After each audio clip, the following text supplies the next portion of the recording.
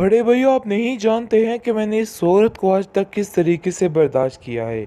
लेकिन अब मेरी सब्र का पैमाना लबरेज हो चुका है और मज़ीद मैं इसको यहाँ पे नहीं रहने दे सकता। आपको भी मेरी बात सुननी होगी।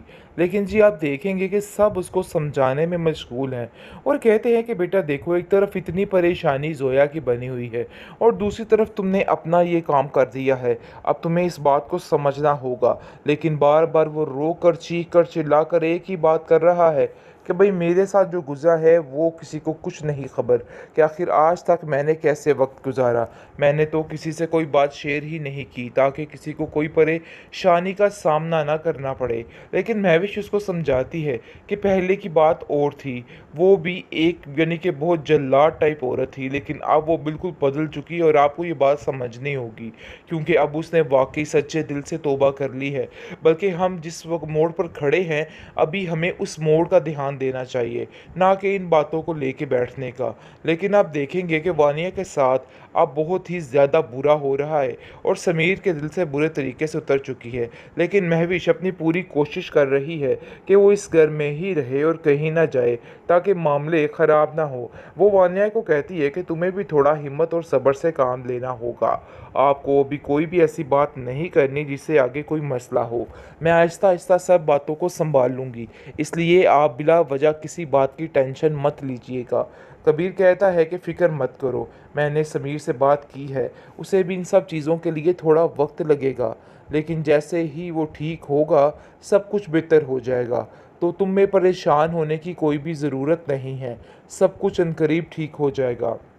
महविश भी काफ़ी तसल्ली दे रही है, लेकिन वक्त और मौके की मुनासबत को देखते हुए कबीर कहता है कि अभी हमें सिर्फ़ और सिर्फ ज़ोया के लिए सोचना चाहिए और उसके लिए दुआ करनी। ये सब कुछ करके कुछ भी हासिल नहीं होगा तुम्हें। जिस पर साफ साफ महविश भी कह देती है, समीर भैया आप ऐसा नहीं कर सकते, आपको उसकी भी हालत समझनी होगी। मैं जानती हूँ कि आपको काफ़ी गुस्सा है और पता नहीं आप क्या ऊट पटांग सोच रहे हैं, लेकिन अपने दिल से ये सारी बातें वहमो गुमान निकाल दीजिए। वो वाकई में बहुत परेशान है और उसने सच्चे दिल से माफ़ी मांग ली है, इसलिए आपको भी उसको माफ़ कर ही देना चाहिए। समीर कहता है कि मुझ में इतना हौसला नहीं कि इस जैसी औरत को माफ़ कर दूं, क्योंकि ये औरत किसी वक्त डंग मारने से बाज नहीं आएगी, बल्कि कुछ ऐसा दोबारा से कर जाएगी कि सब कुछ ख़त्म हो जाएगा।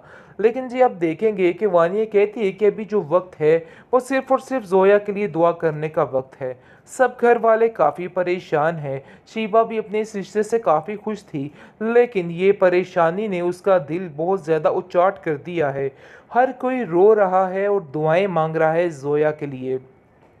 बहरहाल जी, आप देखेंगे कि बहुत ज़्यादा परेशान हो चुकी है महविश, क्योंकि महविश समझ रही है कि मामला काफ़ी ज़्यादा पेचीदा है और गड़बड़ है, और वो क्या करे कि सब कुछ ठीक हो जाए। टेंशन ने उसका दिमाग ख़राब करके रख दिया है और वो बिल्कुल पागलों सी हरकतें करने लग जाती है वानिया, और कहती है कि मुझे तो समझ नहीं आ रही कि आखिर उस मासूम के साथ ये सब कुछ कैसे हो गया।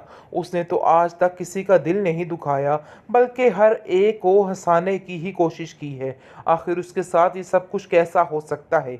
लेकिन समीर साफ साफ कह देता है कि तुम हमारे घर के मामले में बिल्कुल नहीं बोलोगी और ना ही ज़ोया को देखने के लिए जाओगी, क्योंकि मुझे तुम्हारे ऊपर यकीन नहीं है। तुम हसद और गुस्से की जलन में कुछ भी कर दोगी।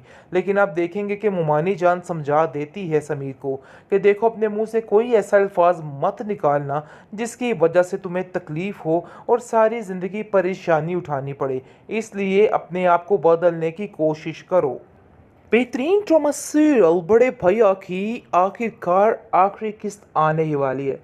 नाज़रीन, जैसा कि आपने देखा कि उसका कितने अच्छे तरीके से सारा ट्रीटमेंट हुआ, लेकिन अब जाकर डॉक्टर्स भी काफ़ी ज़्यादा परेशान नज़र आ रहे हैं। लेकिन आप देखेंगे कि घर में से कोई भी हिम्मत नहीं हारा, बल्कि यही कही जा रहे हैं कि उनको हिम्मत नहीं हारनी, और ज़ोया को यही हौसला दिया गया था कि वो बिल्कुल ठीक हो जाएगी। लेकिन ज़ोया की तबीयत अचानक से काफ़ी ज़्यादा ख़राब हो जाती है।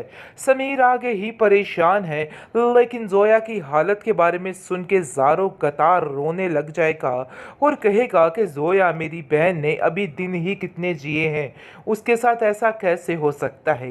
लेकिन जी आप देखेंगे कि महविश कहती है कि भाई शुभ शुभ बोलिए सारे।